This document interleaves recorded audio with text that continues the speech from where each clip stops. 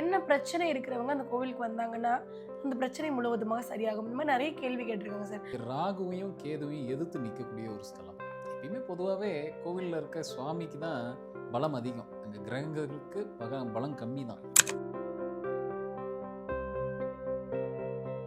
நம்ம கோயிலை பொறுத்த மட்டும் இது எப்படி வடிவமைச்சிருக்கு அப்படின்னா, இங்கே ராகு கேதுகளுக்கு வேலை இல்லை. இன்னும் சொல்ல போனால் நவகிரகத்துக்கே வேலை இல்லை. அதனால தான் இங்கே நவகிரக சன்னதின்னு தனியாக கிடையாது. இந்த மாதிரி நான் ராகு கேது தோஷம் பரிகாரத்துக்காக வந்திருக்கேன் அப்படின்னு சொன்னோம்னா, அங்கே பாலாபிஷேகம் பண்ணதுக்கப்புறம் ஒரு சின்னதாக நம்மளோட விரல் சைஸில் விரல் அளவில் இருக்கக்கூடிய ஒரு நாகர் சிலையை இல்லைன்னா ஒரு நாகர் விக்கிரகத்தை நம்ம கோவிலில் சாமி முன்னாடி வச்சுருப்பாங்க.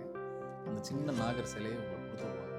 நீங்கள் வீட்டுக்கு எடுத்துகிட்டு போயிட்டு அதை தினசரி நீங்கள் அபிஷேகம் பண்ணிக்கிட்டே வரணும். டெய்லி அவங்களுக்கு உங்களால் அது எல்லாமே அவங்க சொல்லிக் கொடுப்பாங்க. எப்படி அந்த அபிஷேகம் பண்ணணும், வீட்டில் எப்படி பிரார்த்தனை பண்ணுறது. ஒரு 21 நாள் நீங்கள் அபிஷேகம் பண்ணதுக்கப்புறம் அந்த நாகர் சிலையை திருப்பி கொண்டு வந்து நம்ம கோயிலே கொடுத்துடலாம். எல்லாமே பிரசனம் தான். பிரசனத்திலே சொல்லியாச்சு. ஸோ அதனால் இங்கே நவகிரகத்துக்கு வேலை இல்லை. அதனால் கிரகங்களுக்கு வேலை இல்லைங்கிறத காமிக்கணுங்கிறக்காக தான், இல்லை நமக்கெல்லாம் புரியணுங்கிறக்காக அங்கே ஒரு ஆஞ்சநேயர் உட்காந்துருக்காரு. நல்லா பலமாக உட்காந்துருக்காரு.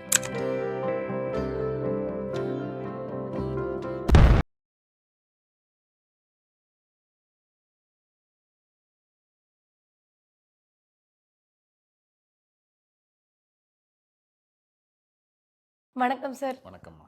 சார், நம்ம நேயர்கள் கேட்டிருக்கக்கூடிய ஒவ்வொரு கேள்விகளுக்கும் ஒவ்வொரு பதிலா குடுத்துட்டு இருக்கிறோம் சார் நம்ம.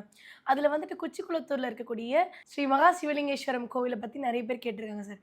அந்த கோவில் எந்த பரிகாரம் பண்றதுக்கான சிறந்த கோவிலா இருக்கும்? இல்ல என்ன மாதிரியான பரிகாரங்கள் அந்த கோவில்ல பண்ணணும்? என்ன பிரச்சனை இருக்கிறவங்க அந்த கோவிலுக்கு வந்தாங்கன்னா, அந்த பிரச்சனை முழுவதுமாக சரியாகும். இந்த மாரி நெறைய கேள்வி கேட்டிருக்காங்க சார். நம்மளுடைய கோவில், நம்மளுடைய ஸ்தலம் அப்படின்றது பொதுவா எந்த மாதிரியான பிரச்சனைகள தீர்க்கக்கூடிய ஸ்தலமா இருக்கு சார்? நம்மளோட கோவில் என்ன மாதிரியான ஒரு ஸ்தலம் அப்படின்னா, இங்கே ராகுவையும் கேதுவையும் எதிர்த்து நிற்கக்கூடிய ஒரு ஸ்தலம்.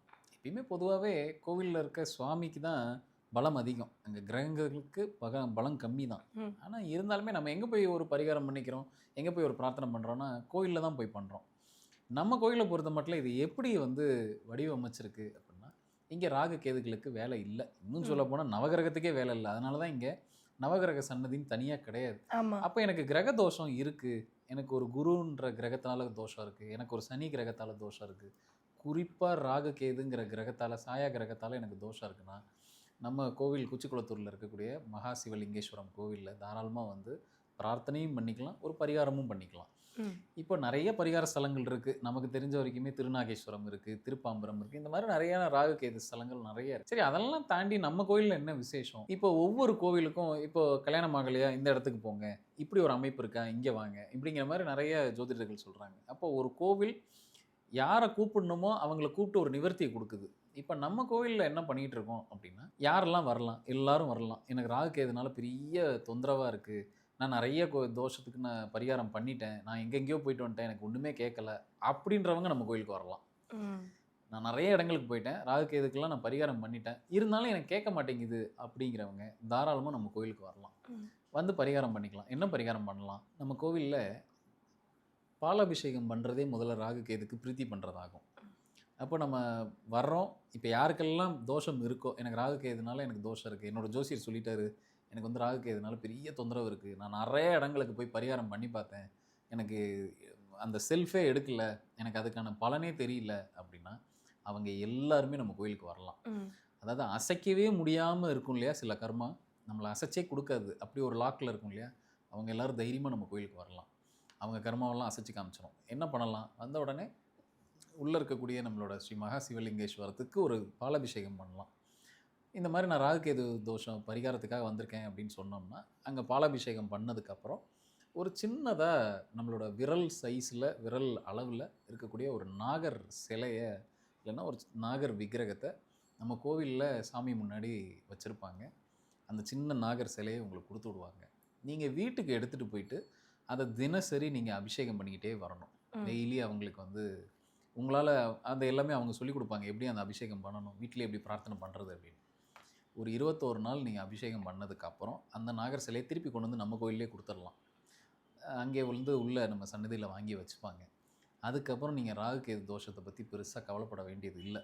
நீங்கள் என்ன பிரார்த்தனைக்கு வந்தீங்களோ, இப்போ நான் கல்யாணம் ஆகணும், எனக்கு ராகுக்கு தான் பெரிய தொந்தரவாக இருக்குன்னா, இந்த மாதிரி செய்ததுக்கப்புறம் உங்கள் பிரார்த்தனை நிறைவேறிடும் இல்லையா? இப்போ எதுக்காக வந்தீங்களோ, எனக்கு வந்து கல்யாணம் நடக்கணும்னு வரீங்க ம். இல்லையா? இந்த 21 நாள் கழிச்சு அந்த நாகர் சிலையை கொண்டு வந்து திருப்பி கோயிலே கொடுத்துட்றீங்க இல்லையா? அதுலேருந்து உங்களுக்கான அந்த நேரம் தொடங்கிரும். அந்த தடைகள் விலகி நேரம் தொடங்கிரும். கல்யாணம் நடந்ததுக்கப்புறம் திருப்பி வந்து பாலாபிஷேகம் பண்ணிக்கங்க. ஸோ இதுதான் நம்ம கோவிலில் பரிகாரமாக இருக்குது. ஒரு எளிமையான பரிகாரம். ஆனா சார் பொதுவாவே வந்து சிவ ஆலயங்கள்லாம் வந்து நவக்கிரகம் அப்படின்றது மஸ்ட்டா இருக்கிற ஒரு விஷயமா இருக்கு. நம்ம கோவில்ல மட்டும் வைக்காததுக்கு காரணம் ஏதாவது உண்டா சார்? எல்லாமே பிரசனம் தான். ம். பிரசனத்திலே சொல்லியாச்சு. ஸோ அதனால் இங்கே வந்து நவகிரகத்துக்கு வேலை இல்லை, ம். அதனால கிரகங்களுக்கு வேலை இல்லைங்கிறத காமிக்கணுங்கிறக்காக தான், இல்லை நமக்கெல்லாம் புரியணுங்கிறக்காக அங்கே ஒரு ஆஞ்சநேயர் உட்காந்துருக்காரு. நல்லா பலமாக வந்து உட்காந்துருக்காரு. ம். ஸோ என்னைக்கு ஆஞ்சநேயர் உள்ளே வந்து உட்காந்துட்டாரோ அப்போ அங்கே நவகிரகத்துக்கு வேலை இல்லை. நம்ம அவரை நல்லா பிரார்த்தனை பண்ணிக்கிட்டாலே நமக்கு என்னெல்லாம் நல்லவைகள் நடக்கணுமோ அதெல்லாம் தானாக ஒன் பை ஒன்னாக. எனக்கு கிரகத்தால் பெரிய தோஷம் இருக்குன்னா அங்கே வரும்போது கிரகங்கள் சரண்டர் ஆகிடும். ம். இப்போ தாராளமாக அங்கே வந்து பிரார்த்தனை பண்ணிட்டு ஒரு பரிகாரமும் பண்ணிக்கலாம். ஸோ இந்த மாதிரியான ஒரு எளிமையான பரிகாரம் தான் அங்கே கொடுத்துக்கிட்டு இருக்கோம். திருமண தடைக்கு மட்டும் தானா சார்? இல்ல வேற ஏதாவது பிரச்சனைகளுக்குமே நம்ம கோவிலுக்கு வந்து ராககேது பொறுத்த மட்டும் 2 3 விஷயங்கள்ல தான் நம்மள என்னன்றது சோதிச்சு பார்க்க ம். போறாங்க. ஒன்று, திருமணம் காலதாமதமாகும் நிறைய பேருக்கு, ராககேது தோஷம் இருக்கிறவங்களுக்கு. அதே மாதிரி வேலையில் ஒரு நல்ல தகுதி இருக்கும், வேலை கிடைக்காது. இல்லைன்னா நீங்கள் பார்த்துக்கிட்டு இருக்க வேலையில் நல்ல சம்பளம் எடுக்க முடியாது. நீங்கள் என்ன உழைப்பு போடுறீங்களோ அந்த உழைப்புக்கேற்ற ஊதியம் வராது. இல்லைன்னா நீங்கள் எதை நினச்சி பண்ணுறீங்களோ அது வேறு மாதிரியான ஒரு ரிசல்ட் கொடுக்கும். காலதாமதமாகும். நாளைக்கு நடக்கும்னு நினச்சிட்டு இருப்போம், தள்ளி போவோம். இந்த மாதிரி ராகுகேது தோஷம் வந்து இந்த மாதிரியான வேலைகளை தான் செய்யும். ஒன்று எக்கனாமியில் கை வைக்கும், இல்லைன்னா உங்களோட மன வாழ்க்கையில் கை வைக்கும். இன்னும் சில பேருக்கு டிவோர்ஸாக நடந்துக்கிட்டே இருக்கும். நிறைய டிவோர்ஸஸ் நடந்துக்கிட்டே இருக்கும். அந்த மாதிரி ராகுகேதுனால நிறைய எனக்கு பிரச்சனைகள் இருந்துக்கிட்டே இருக்குன்னா அவங்க எல்லாருமே நம்ம கோயிலில் வந்து ராகுகேதுக்கான பரிகாரத்தை செஞ்சுக்கலாம். Okay sir. இப்போ வந்து எனக்கு வந்து தொழில்ல ஒரு பிரச்சனை இருக்கு. இல்ல வந்துட்டு என்னுடைய ப்ராப்பர்ட்டி மேல ஒரு கேஸ் போட்டிருக்கிறாங்க. இந்த மாதிரியான பிரச்சனைகளுக்குமே நீங்க சொல்லக்கூடிய அந்த பாலாபிஷேகம் மட்டும் தான் தீர்வா இருக்குமா சார்? எனக்கு வந்து கிரகத்தில் எனக்கு எந்த கிரகம் பிரச்சனை பண்ணுதுங்கிறத பார்த்துக்குங்க. ம். எனக்கு இந்த கிரகத்தில் தான் பிரச்சனை இருக்குது அப்படின்னா அந்த கிரகத்துக்கு உண்டான நாளில் வந்து பாலாபிஷேகம் பண்ணிக்கிறது சரி. ம். ஓகே, பண்ணும்போது நிச்சயமாக அதில் ஒரு பெரிய ரிலீஃப் உண்டு. சொத்து பிரச்சனை அப்படின்னா அதுக்குரிய கிரகம் எது சார்?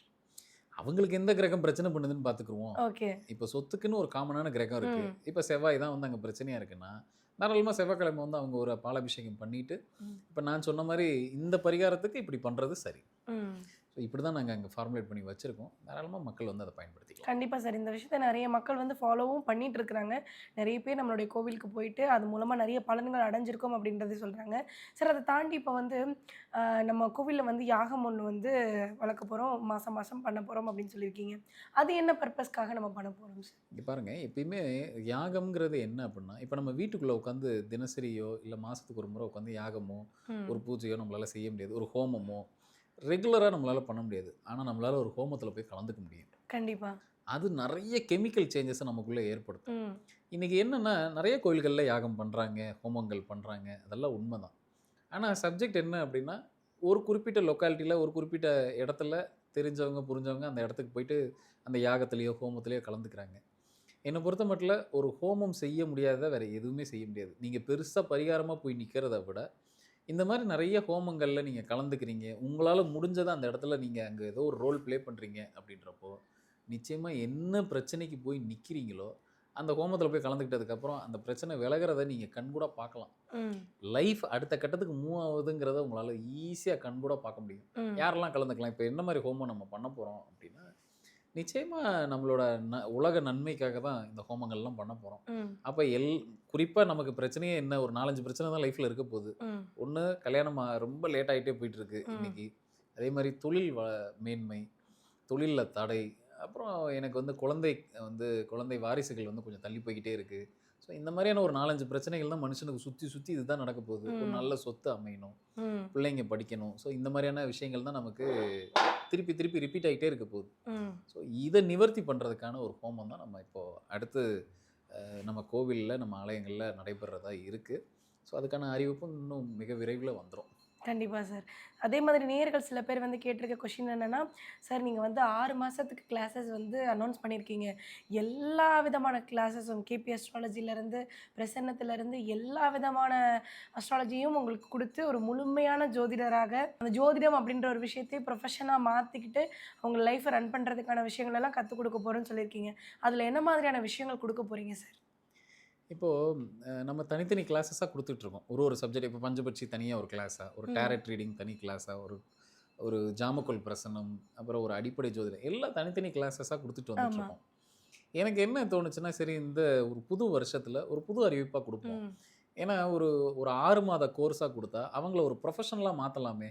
அவங்க அத மத்தவங்களுக்கு பயன்படுத்துறாங்க இல்ல. ஒரு முழுமையான நாலேட்ஜ்ங்கிறது ஒரு 6 மாசம் பயணிச்சு, அதுல நெறைய சப்ஜெக்ட்ஸ் கிட்டத்தட்ட நான் ஒரு 9 சப்ஜெக்ட் அதுல இன்க்ளூட் பண்ணியிருக்கேன்.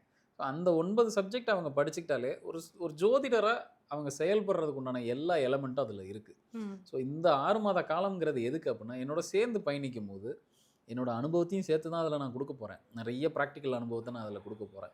ஸோ என்னோட சேர்ந்து ஒரு 180 டேஸ் அவங்க பயணிச்சாங்கன்னா, நிச்சயமாக அவங்களும் ஒரு ப்ரொஃபஷ்னல் ஜோதிடராக நிச்சயமாக மாறலாம். இதை ஏன் நான் 180 டேஸ்ன்னு வச்சுருக்கேன்னா, நீங்கள் பாருங்கள் எந்த ஒரு பழக்கமோ இல்லை வழக்கமோ நீங்கள் 180 நாள் ப்ராக்டிஸ்க்கு கொண்டு வந்துட்டீங்கன்னா, அது உங்கள் உடம்போட ஒட்டி போயிடும். கண்டிப்பா. அதனால தான் ஒரு போலீஸ் ட்ரெய்னிங்கோ, ஒரு மிலிட்ரி ட்ரெய்னிங்கோ கரெக்டாக 6 மாதம் கம்மி வைக்க மாட்டாங்க. ம். நீங்க பாருங்க. ஏன்னா, அந்த காலையில 5 மணிக்கு எந்திரிக்கணும்னா, அந்த 5 மணிக்கு நீங்க ஒரு 6 மாசம் எந்திரிச்சு பழகிட்டீங்கன்னா, ஆட்டோமேட்டிக்கா உங்களுக்குள்ள இருக்கிற அந்த பயோ கிளாக் செட் ஆயிடும். நிச்சயமா அது என்ன பண்ணும்னா, அந்த 180 டேஸ்க்கு அப்புறம் 180 நாளுக்கு அப்புறம் ஆட்டோமேட்டிக்கா 5 மணிக்கு உங்கள எழுப்பி விட்டுரும். ம். அப்ப எந்த ஒரு செயலையும் நீங்க 180 டேஸ் 180 நாள் செஞ்சுட்டீங்கன்னா, அது உங்க உடம்புல இருக்க பயோ கிளாக்கோட அது ஒண்ணா செயல்படும். உங்களுக்கு அது ஒரு பழக்கத்துக்குள்ள உள்ள வந்துரும். ஒரு பிராக்டிஸ்க்குள்ள உள்ள வந்துரும். ஸோ அதனால தான் ஒரு 180 டேஸ் நம்ம எல்லாரும் சேர்ந்து பயணிக்கலாம். ஏன்னா, எப்போவோ வர்றாங்க, சில பேர் ஒரு கோர்ஸ் கத்துக்கிறாங்க. எனக்கு இது மட்டும் போதும் சார் அப்படின்னு. அதுவும் சரிதான். ஆனா என்ன பொறுத்த மட்டில எனக்கு எதுவுமே தெரியாது. ஆனா நான் ஒரு ஜோதிடரா மாறணும் அப்படின்னா, இந்த கால அளவுக்குள்ள ம். நான் குடுக்குற எலமெண்ட்ஸ் அவங்க எடுத்துக்கிட்டாலே போதும். இத வச்சு அவங்க ஒரு ப்ரொஃபஷனல் ஜோதிடரா மாறலாம். Okay sir. இப்ப வந்து இந்த கிளாஸஸ் வந்து ஆன்லைன்ல குடுக்க போறீங்கன்னு சொல்றீங்க. இந்த ஆன்லைன் கிளாஸ் மூலமா வந்துட்டு எங்களுக்கெல்லாம் டவுட்ஸ்லாம் கிளியர் பண்ணிடுவீங்களா? இப்ப வந்து இதுல வந்து நான் முழுமையா ஜோதிடர் ஆயிட்டு இன்னொருத்தவங்களுக்கு ஜாதகம் வாங்கி ஜோதிடம் பார்க்குற அளவுக்கு எனக்கு நாலேட்ஜ் வந்து கெயின் ஆயிடுமா? இப்படின்ற மாதிரியான சில சந்தேகம்லாம் இருக்கு. இது முழுமையா கிடைக்குமா சார் உங்களுக்கு? இன்னைக்கு நமக்கு இருக்கிற பெரிய வசதி என்னன்னா, இந்த Zoom மீட்டிங்கோ, ஏதோ ஒரு ஆமா. ஆன்லைன்ல, ஒரு WhatsAppல எதுலனாலும் நம்மளால வெளிநாடுகள்ல இருந்து கூட நம்மளால கம்யூனிகேட் பண்ணி, அ ஒரு கிளாஸஸ் கத்துக்கிறதாகட்டும், இந்த மாரி ஒரு எஜுகேஷனல் ஃபெசிலிட்டீஸ்க்கு இது ரொம்ப நமக்கு பயன்படுது.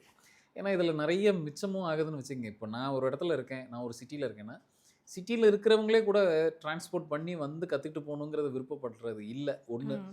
இது ஒரு 6 மாச கோர்ஸுங்கிறனால, நிச்சயமா அவங்க இருக்கிற வேலை எல்லாத்தையும் விட்டுட்டு 6 மாசம் வந்து என்னோட இருக்கவும் முடியாது. என்னாலயும் 6 மாசம் அப்படியே தொடர்ந்து அவங்களோட இருக்கவும் முடியாது. ஸோ இத பூர்த்தி பண்றதுக்காக சரி ஒரு ஆன்லைன் Zoomல வச்சுக்குருவோம் அப்படின்ட்டு. இதில என்ன அப்படின்னா, எல்லாருக்கும் இருக்கிற சந்தேகம் என்னன்னா, எனக்கு ஏதாவது அப்பப்போ டவுட்ஸ் வந்தா நான் என்ன பண்ணலாம் அப்படின்ட்டு.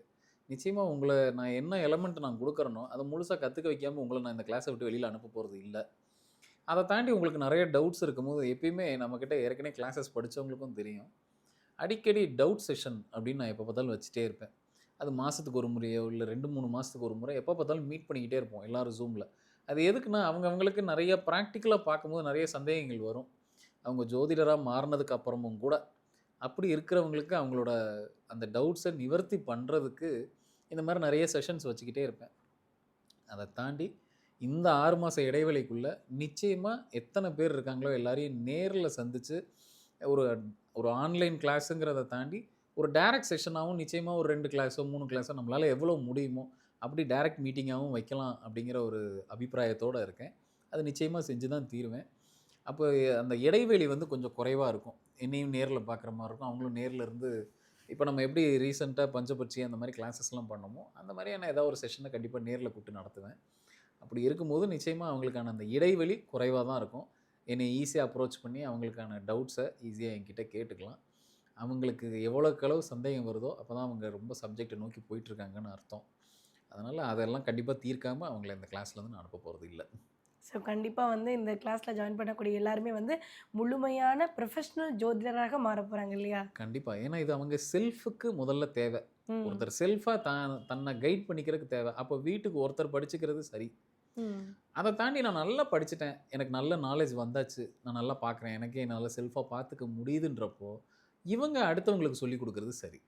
அதுக்கப்புறம் சொல்லிக் குடுக்குறதோ, இல்ல ப்ரொஃபஷனலா பார்க்குறது, ஒரு கன்சல்டிங் பார்க்குறேன், அதெல்லாம் செய்யலாம். பட் முதல்ல செல்ஃபா தன்னை ஒருத்தர் உருவாக்கிக்கிறதுக்கு இந்த 6 மாச கோர்ஸ் போதுமானது. கண்டிப்பா சார். இந்த கிளாஸா இருக்கட்டும், இல்ல நீங்க கோவில்ல சொன்ன பரிகாரமா இருக்கட்டும், நேயர்களுக்கு ரொம்ப பயனுள்ளதா இருக்கும்னு நம்புறோம். ரொம்ப நன்றி சார். நன்றிம்மா.